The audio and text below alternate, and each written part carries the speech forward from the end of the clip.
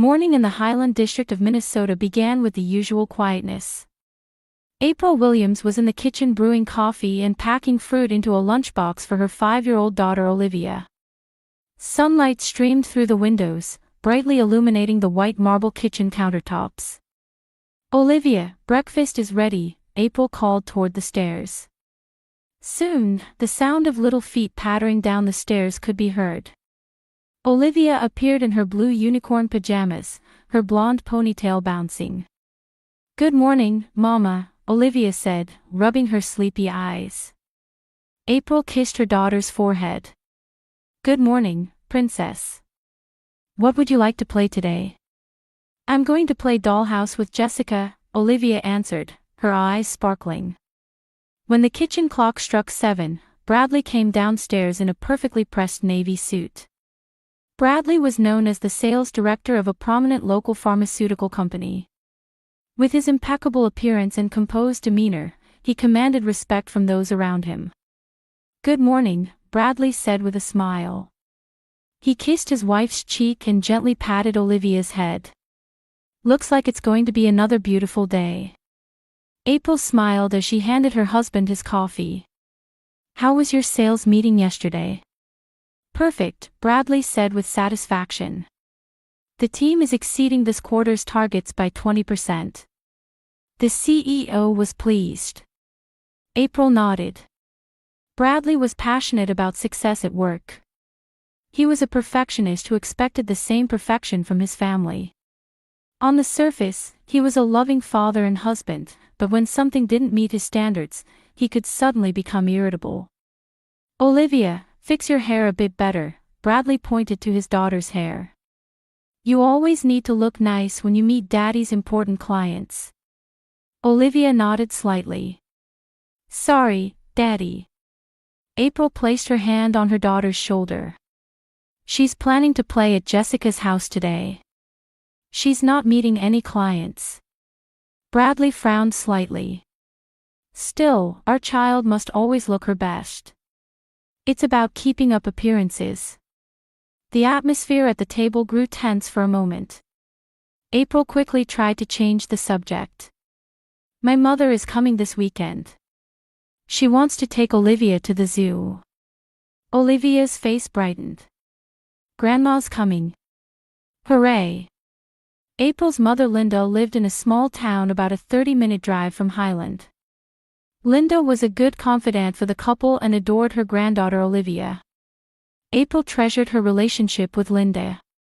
She could ease the tension she sometimes felt in her marriage through conversations with her mother. "Olivia, after you finish breakfast, brush your teeth and change into your uniform," Bradley said. "I need to leave early. I have an important presentation today."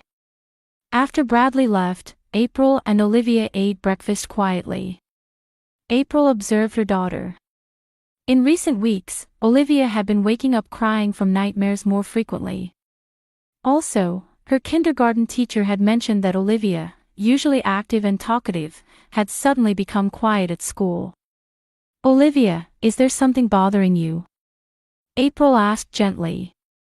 Olivia poked at her cereal with her spoon. "No, nothing." "Really? You've been crying a lot at night lately." Olivia remained silent, looking down. "Just bad dreams." April gently stroked her daughter's hair. She seemed to have something she wanted to say but couldn't. "No matter what happens, I'm always on your side. Remember that." Olivia nodded slightly. That afternoon, April picked up Olivia from kindergarten. Her daughter was quieter than usual but happily shared a little about playing with Jessica. When they got home, April put on Olivia's favorite cartoon in the living room and began preparing dinner. Suddenly, a scream came from the living room. "Mama! Itchy!" April rushed to the living room. There she saw Olivia, her face swollen and red, with red rashes spreading from her neck to her chest. "Olivia!" April touched her daughter's forehead with trembling hands. There was no fever, but the rash seemed to be spreading rapidly. "Did you eat something?" "Itchy, hard to breathe." Olivia gasped.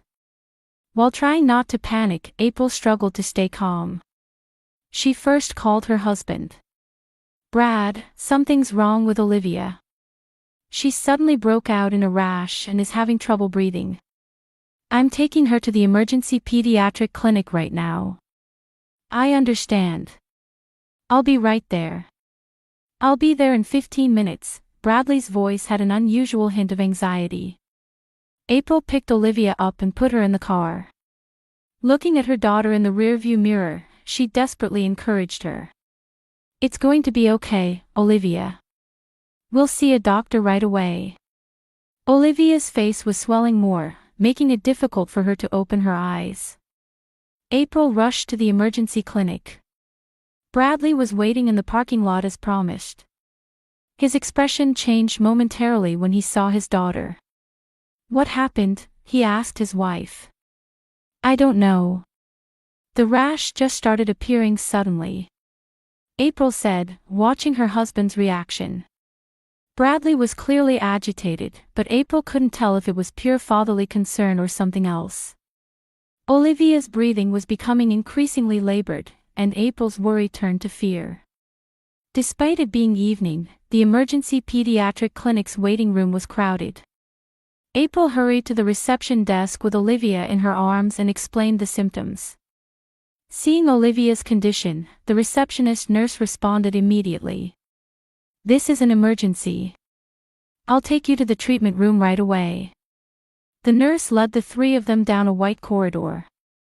Olivia's rash had spread further, and her breathing was shallow and rough.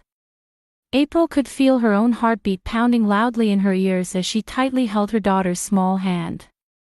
When they entered the treatment room, several medical staff appeared immediately. Olivia was laid on the examination table, and a pulse oximeter was attached to her finger. A middle-aged woman who appeared to be the head nurse gave directions while moving calmly and quickly. Suspected anaphylaxis. Prepare epinephrine. Bradley stepped forward. What's happening? My daughter doesn't have any allergies. There was a hint of defensiveness mixed with urgency in his voice. April stared at her husband. Beads of sweat had formed on his forehead, and his usual confident demeanor seemed to be wavering. Dr. Levin will be here shortly, the nurse replied matter-of-factly. A few minutes later, the doctor entered the room. With graying hair and an intellectual air, Dr. Levin first checked Olivia's condition. Hello, Olivia. I'm Michael Levin.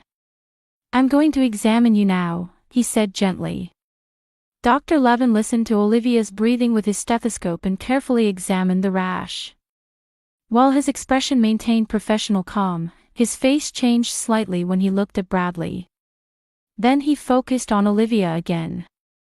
This is an acute allergic reaction. We'll administer epinephrine immediately, he instructed the nurse. April asked in a trembling voice, could it be an allergy to something? She's never had any allergies before. Allergic reactions can have various causes. Food, medication, environmental substances. Dr. Levin explained, glancing briefly at Bradley. Has she taken any new medications recently? No, April answered. At the same time, Bradley spoke up. She was feeling a bit under the weather, so I gave her some over-the-counter children's medicine, but it's a brand we use often. Dr. Levin stared at Bradley. Suspicion flickered in his eyes. Which medication specifically? Just a regular antipyretic pain reliever. I don't remember the exact name, Bradley said, showing some irritation. A strange tension flowed between the doctor and Bradley. April sensed the atmosphere and felt uneasy. Mr. Williams, Dr. Levin said, addressing Bradley. We need to run several tests, including blood work. Would you mind waiting outside until the procedure is complete? Bradley hesitated for a moment but nodded. April, you can stay, he told his wife and left the room. As soon as Bradley left, Dr. Levin immediately gave instructions to the nurse. Take a blood sample and run an emergency toxicology screening. April was surprised by the doctor's words. Toxicology screening. Why such a test? Dr. Levin turned to April and lowered his voice. Just a precautionary test. Don't worry. His expression was calm, but his eyes revealed some dark concern. Meanwhile, the nurses administered epinephrine to Olivia and prepared an IV. Fortunately, the medication began to take effect quickly. Olivia's breathing gradually became easier, and the swelling in her face slowly subsided. Mama! Olivia called out in a weak voice. April rushed to her daughter's side. I'm here, Olivia. Mama will stay right beside you. Olivia's eyes were half closed, but she squeezed her mother's hand. I was scared. It's okay now, April said, gently stroking her daughter's hair. However, anxiety was swirling inside her. Why had Dr. Levin's attitude changed the moment he saw her husband? Why had he ordered a toxicology test? Was this just an allergic reaction? About an hour later, Olivia's condition had stabilized, and the test results came back. Dr. Levin frowned as he looked at the results. He gave some instructions to a nurse and turned back to April. Olivia's condition is stable. I'd like her to stay at the clinic for a few hours tonight for observation. I understand. How were the test results? April asked. Dr. Levin was silent for a moment, as if choosing his words. There are a few concerning points. I'd like to wait for more detailed test results. April felt anxious about the doctor's vague response but didn't pursue it further. Instead, she asked about her daughter's condition. Will Olivia make a full recovery? Yes, the acute symptoms have subsided. However, identifying the cause is important, Dr. Levin said with a serious expression. Mrs. Williams, I'd like to ask you something. Have you noticed any changes in your daughter's behavior recently? April nodded. Yes, for the past few weeks, she's been crying more often from nightmares in the middle of the night. Her teacher told me she suddenly became quiet at school, though she's usually active and talkative. Dr. Levin's expression darkened further. He was about to say something when Bradley returned to the room. How is she? How's Olivia's condition? He asked as he approached his daughter. She's stable, Dr. Levin regained his professional composure. We're running some additional tests to identify the cause of the allergic reaction. Bradley stared at the doctor. Tension flowed between them again. You probably won't be able to determine the cause anyway. What's important is that my daughter gets better. Of course, Dr. Levin agreed. However, his eyes didn't leave Bradley. But knowing the cause can prevent recurrence. April felt anxiety spreading in her chest as she watched the strange confrontation between the two men. Something was wrong. Something was very wrong. The air in the room was tense, with a heaviness as if no one was expressing their true thoughts. That night, Olivia slept in a clinic bed, and April stayed by her daughter's side. Bradley came into the room occasionally to question the nurses and doctors. On the surface, his attitude was that of a concerned father, but April sensed something unnatural about it. As the night deepened, April sat holding her daughter's small hand, thinking. Was there something behind this sudden event that she still didn't understand? Dr. Levin's concerned eyes and her husband's strange attitude. Were they coincidental, or was there some deep connection? The next morning, Olivia's condition had improved significantly overnight. The rash was still visible, but her breathing had returned to normal, and the swelling in her face had almost disappeared. April hadn't slept at all, spending the night at her daughter's bedside. Bradley had returned home to get some rest and came back to the clinic first thing in the morning. His face showed signs of fatigue, but his usual confident demeanor remained unchanged. April, we're ready to be discharged, Bradley said as soon as he entered the room. Dr. Levin has apparently given discharge permission. April was puzzled.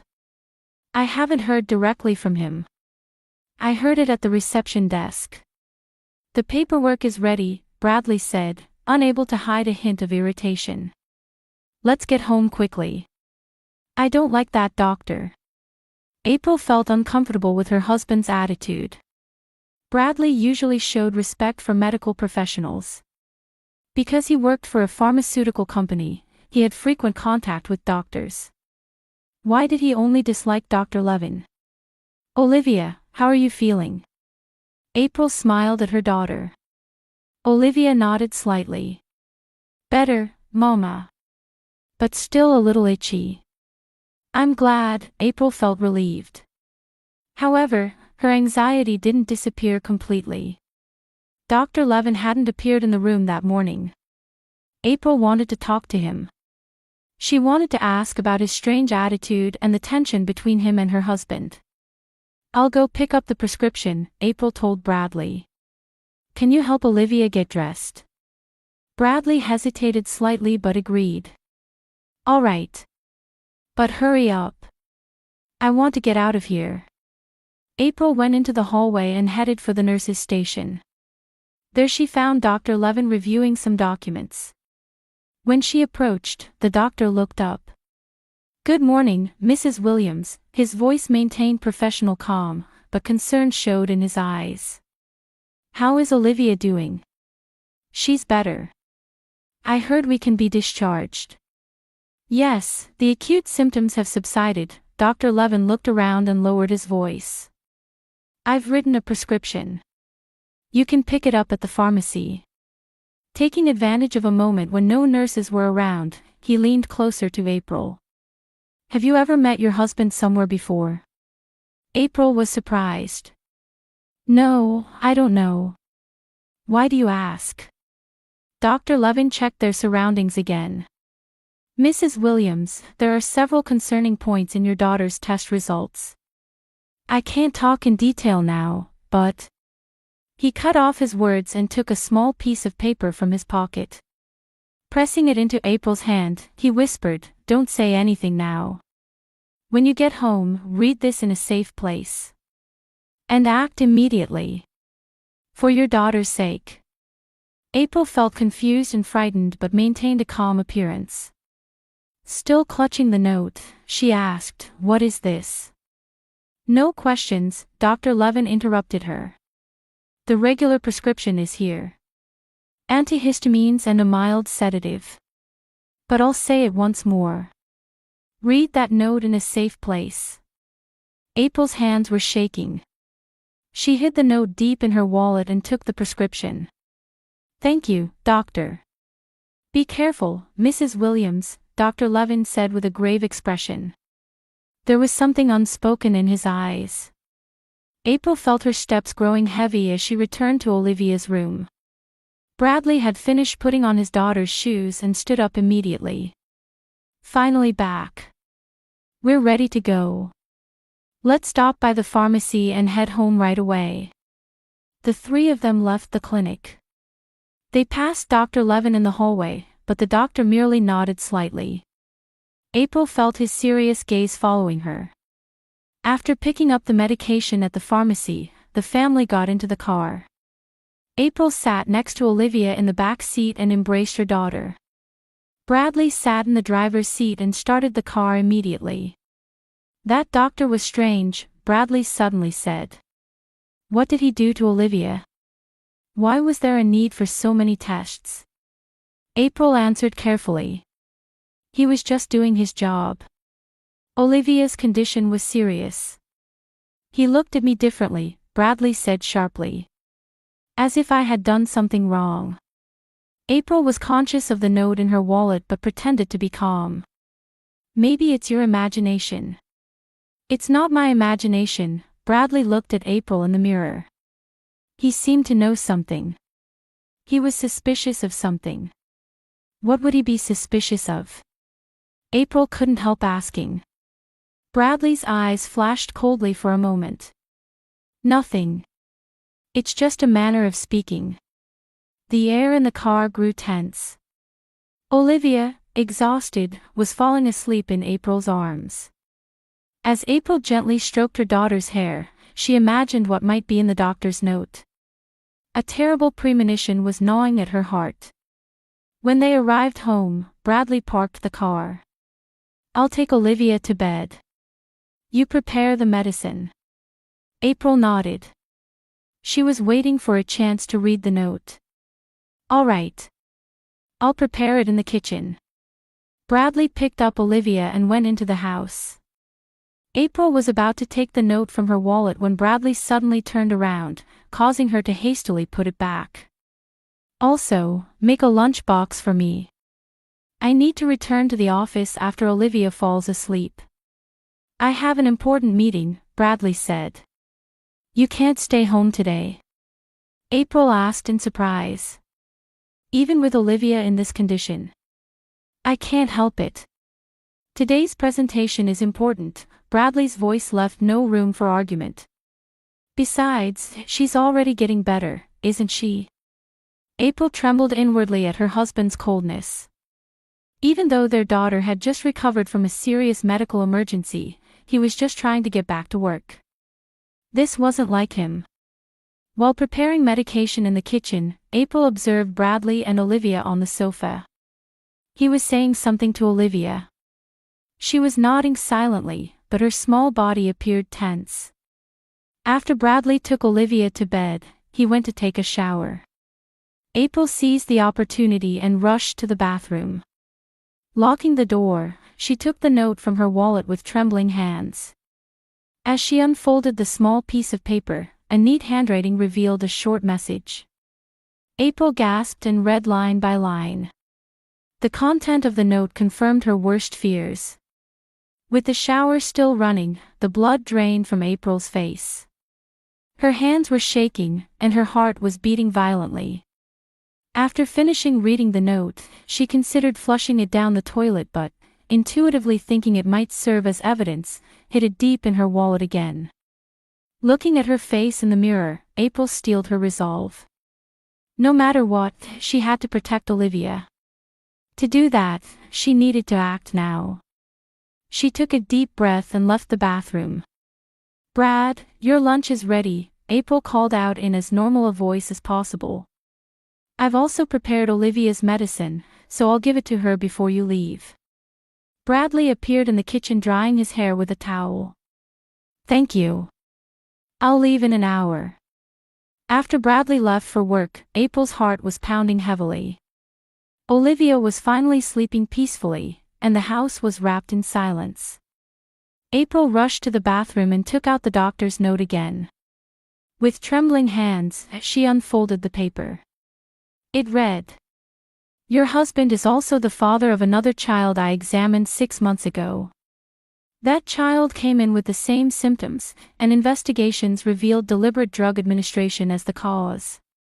Your daughter's test results show the same pattern. Contact the police immediately." Pieces began connecting in April's mind. Olivia's nightmares, her sudden personality changes, and now this rash. She covered her face with trembling hands. How could it be possible that her husband was intentionally harming their daughter? However, Dr. Levin was undoubtedly certain. He had mentioned another child. April knew that Bradley had an ex-wife and a child from that marriage. But Bradley had explained that the child had died in an accident. April made up her mind. She needed to know the truth. Right now. First, she went to the bedroom to make sure Olivia was sleeping safely. Next, she headed to Bradley's study. Normally the room was kept locked, but because he had left in a hurry, it was open today. With her chest tight with tension, April entered the room. The first thing she noticed was neatly organized documents and several pharmaceutical books. Bradley was meticulous about his work. She began opening drawers. The top drawer contained company documents, bills, and everyday items. When she opened the second drawer, April found a small locked box. The box was locked, but she knew where the spare key was hidden behind the bookshelf in the study. With trembling hands, she opened the box. Inside was a diary with a black leather cover and several bottles of medication. April opened the diary and began reading recent entries. Olivia didn't listen again today. A lesson is needed to maintain the perfect family. Last night, I mixed a small amount of medication into her juice. The effect was as expected. She's beginning to become more obedient. April hasn't noticed anything. It's the same as with Emily. Emily. Yes, that was the name of Bradley's ex-wife's child. April felt a cold sensation overwhelm her. With trembling hands, she continued turning the pages. I miscalculated with Emily. This time I'm adjusting the dosage. I should be able to raise Olivia to be a perfect child without April suspecting anything. April continued reading despite feeling nauseated. Bradley had recorded in detail how he was preparing the drugs and how he was administering them to his daughter. Using his pharmaceutical knowledge, he was administering drugs in ways that were difficult to detect. And most terrifyingly, it was written that his ex-wife's child, Emily, had received the same treatment. Emily was weak. Her reaction to the medication was too strong. Unfortunate, but a necessary sacrifice. The diary fell from April's hands. She examined the medicine bottles in the box. They had no labels and clearly weren't from a hospital or pharmacy. She began taking pictures with her smartphone. Pages from the diary, the medicine bottles, and other documents in the box as well. April's heart was racing. She quickly returned to Olivia's room to make sure her daughter was sleeping safely. The little girl's face was still a bit red, but her breathing was regular. April kissed her daughter's forehead and whispered, holding back tears, "It's going to be okay, Olivia. Mama will protect you." Next, she returned to her own room and packed a small bag with the bare essentials. The evidence she had photographed, the doctor's note, some cash, and clothing. She called her mother who lived in the neighboring town. "Mom, I'm coming over now. With Olivia. I'll explain later. Don't tell anyone." Linda, sensing the urgency in her daughter's voice, agreed without questioning. "I understand, April. Be careful." April wrapped Olivia in a blanket and put her still sleeping daughter in the car. However, just as she was about to insert the car key, she stopped. She should go to the police. She had evidence. Right now. Strengthening her resolve, April started the car. On the way to the town's police station, she checked the rear-view mirror several times. She was afraid Bradley might come home early. She couldn't imagine what would happen if he discovered the truth. Arriving at the police station, April lifted Olivia and hurried into the building. A young female police officer greeted her at the reception. "I need help," April said in a trembling voice. "My husband is giving drugs to my daughter. I have evidence." The female officer responded immediately and guided April and Olivia to an interview room. A detective was promptly called, and April began explaining everything. Dr. Levin's note, the photographs of the diary and medicine bottles she had found, and the changes in Olivia's symptoms. "Mrs. Williams, you've done the right thing," Detective Katie Morrison said with a serious expression. "This evidence is extremely important. We'll begin an investigation immediately." April nodded, tears flowing. "I need to take Olivia to a safe place before my husband returns. I plan to go to my mother's house. Before that, would you allow us to have your daughter examined at the hospital?" Detective Morrison asked gently. "We need to conduct a toxicology test to confirm what kind of drugs were used." April agreed. "But he won't find us, will he?" "Don't worry. We'll ensure both of your safety," Detective Morrison assured her. "We'll assign an officer. And we'll be questioning your husband soon." April and Olivia were escorted to a city hospital under police protection.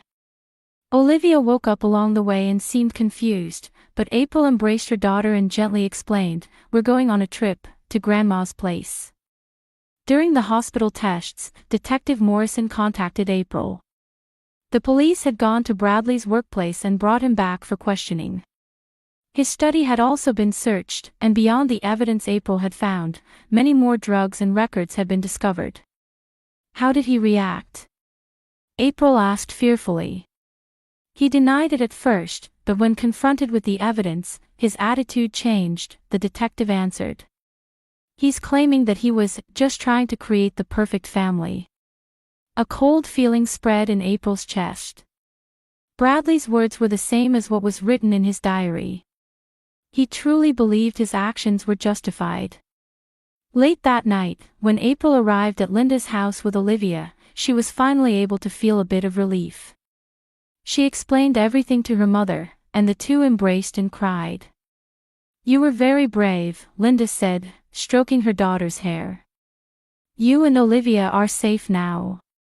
We'll get through this together from now on." As April gazed at Olivia's sleeping face, she fully felt everything that had happened today for the first time. Her world had collapsed in a day, but she had managed to protect what was most precious. Her little daughter's life and future. On a spring afternoon 6 weeks after Bradley's arrest, April sat by the window in her mother Linda's house, watching Olivia playing in the backyard. The little girl was gradually regaining her energy, but she still sometimes woke up from nightmares in the middle of the night. Fortunately, April's mother was a retired child psychologist and had the knowledge and experience to support her granddaughter's recovery. "She slept through the night yesterday." Linda sat down next to April with a coffee cup.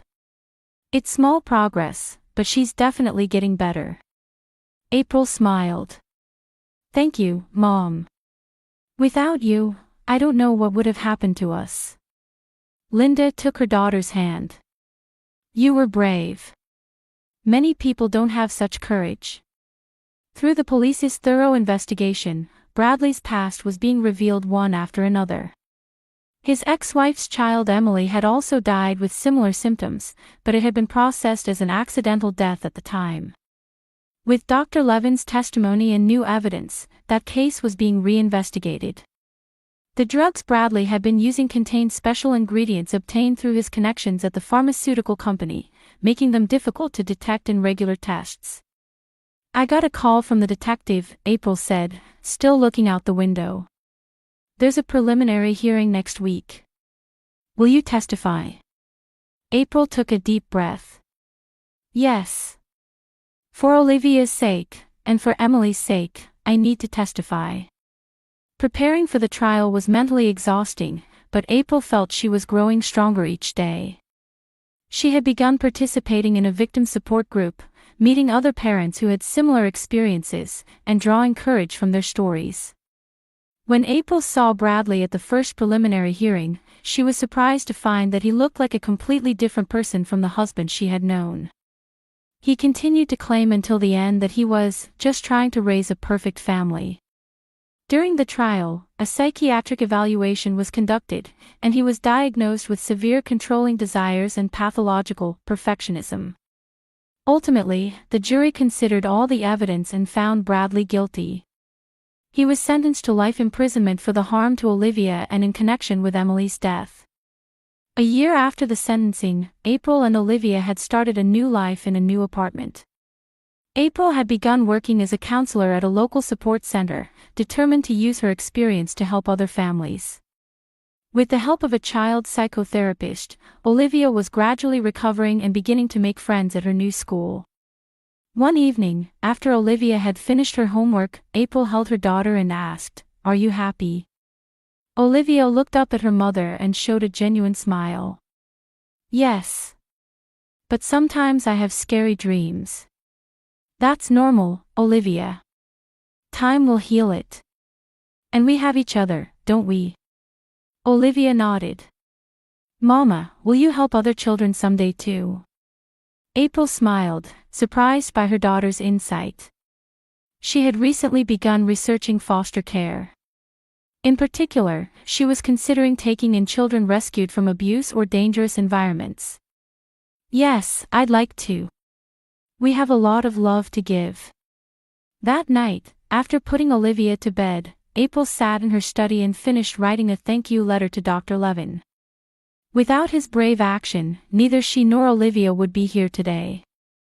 Looking up at the starry sky outside the window, April reflected. She had learned from bitter experience that true family is not about blood ties but about bonds of love and protection. And now, she was ready to extend those bonds to other children who needed them.